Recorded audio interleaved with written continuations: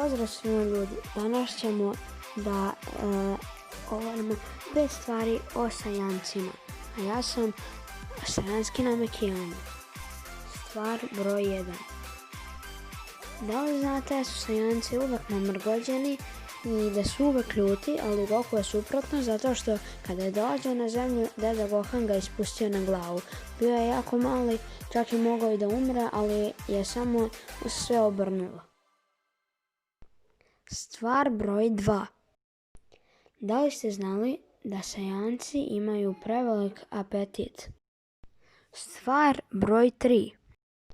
Da li ste znali da forma Super Saiyan Rage od Trunksa je skoro jača od forme Super Saiyanca plavog? Stvar broj 4.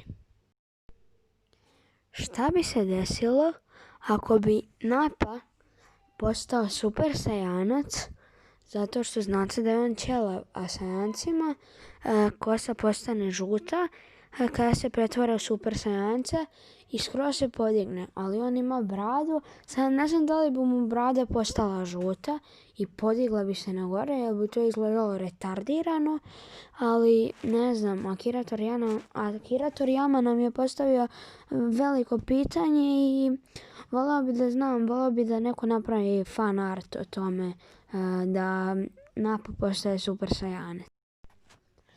Da li ste znali da Goku protiv Jirena na Tournamentu of Power, kada se borio protiv Jirena, iskoristio je svoj Ultra Instinct Omen i za samo nekoliko minuta ili ne znam koliko je trajao uopšte turnir, je usavršio skroz Mastered Ultra Instinct.